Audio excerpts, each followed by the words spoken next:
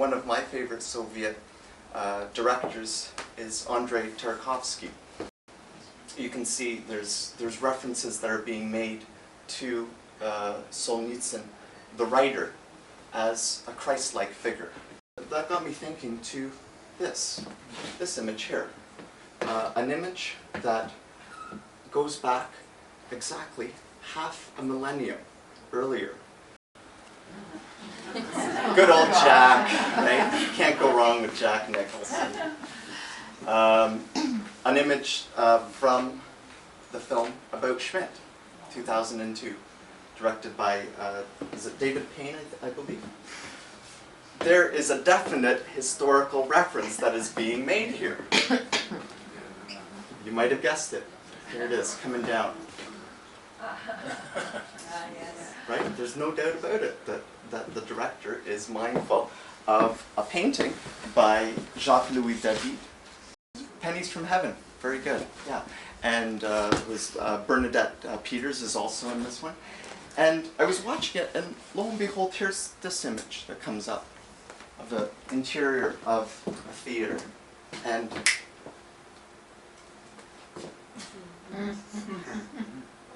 New York Theater, 1939, painted by the great, I want to say Dennis Hopper, but it's not, it's Edward Hopper, right?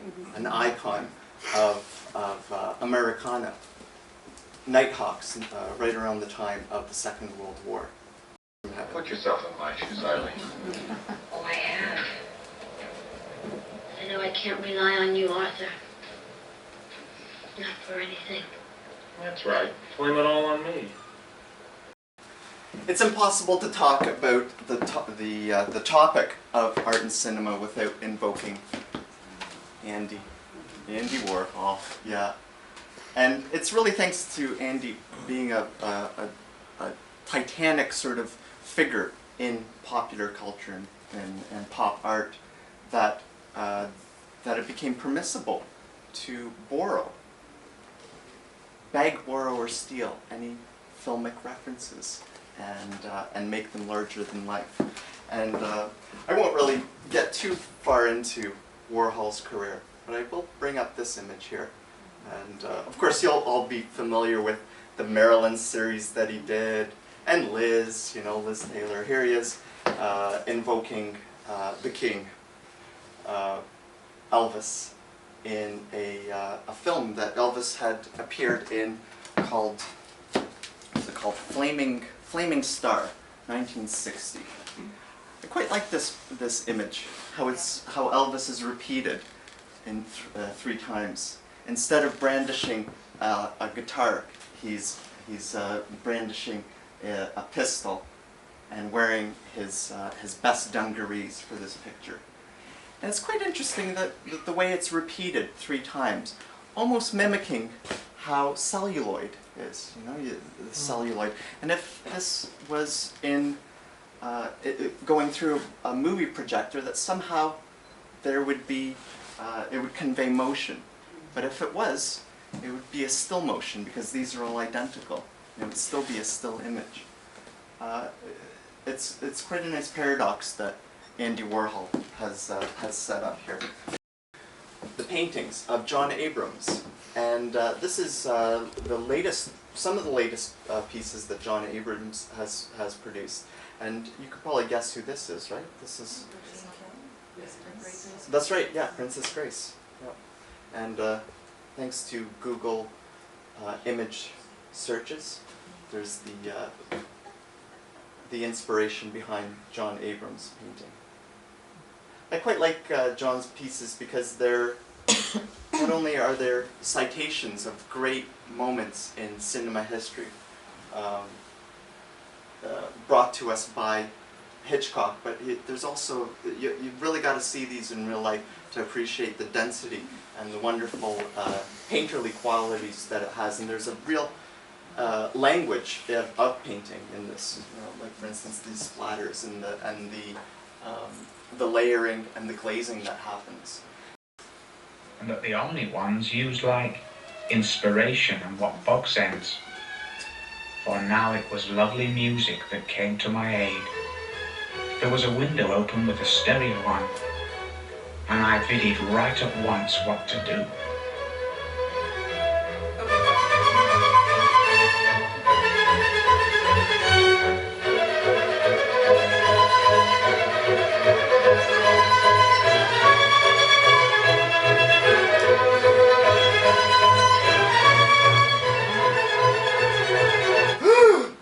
Oh.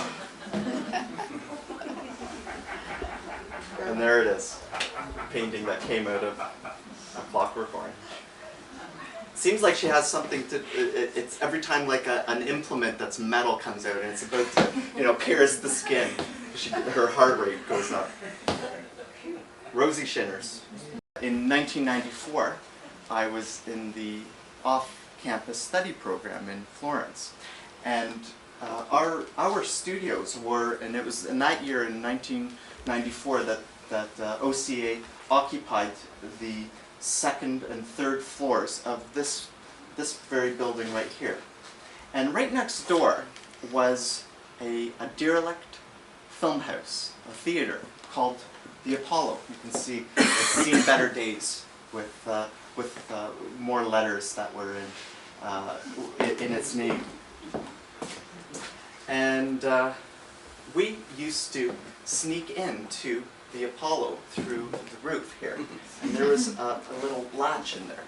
And this was we thought we were in heaven. This was amazing. Imagine being away from your folks for the first time in your life. You're in a foreign land, and you're right next door to a derelict film house. I mean, we thought this was the epitome of paradise. We'd go into this, into the Apollo Theater. We'd just, do some urban exploration. We'd check out like what was, and things were abandoned in there. Everything from huge 35mm projectors and canisters of film, celluloid film. And I was kicking around on the internet, and I found these two images of the interior. We, of course, saw it in a much worse state than this. This would have been, these are publicity photos that would have been taken of the Apollo when it had just opened in the 30s. It sort of has that very austere and august fascist architecture quality to it, built during the time of Mussolini. So you could just imagine this palatial, abandoned building with everything just abandoned in there from the mid-80s. And another claim to fame that the Apollo had was that the great electronica band Kraftwerk did a concert there. But yeah, it was just amazing. And I was looking at this, and I noticed that right above the screen was written. It used to be called the Rex when it first opened, and this was another image of the Rex taken on Via Nazionale and Via Fiume, River Street. So this would have been back. I'm guessing this is probably a morning shot taken of the Rex. Just a beautiful place, and occupies a very fond place in my memory. And in there, all this stuff was just left there, as I mentioned, and there were, celluloid that was left in there. I mean, maybe I can lend this to Sheena McRae, and she can do the projectionist snippet from this. I didn't know what these images were, and it was only later when I came to Canada and started drawing from the celluloid that pieces of the puzzle started fitting. And as it turns out, I have in my hand here a film strip, 35mm celluloid, from a film called Il Cornuto Magnifico, The Magnificent Couple, which starred the very beautiful, lovely, and talented Claudia Cardinale. Que bella! And that's really where it all started back in 1995. And at the time, I didn't think anything of it. I just sort of thought of this as, I don't know, just kind of a cool keepsake. But later, it started informing my art in a very profound way. And I've got the Apollo to think about that. And I won't get into too many, we're just, what are we at, like 7 minutes to 2, so I've just got a few more moments to share some anecdotes with my own drawings. This is an image, as you can see, called The Waiting from a couple of years ago. And this is from a 1961 film that is called Il Posto, not to be confused with Il Postino. And it is a movie about an adolescent who cannot pursue his education. He has to support his family and has to thus find a job.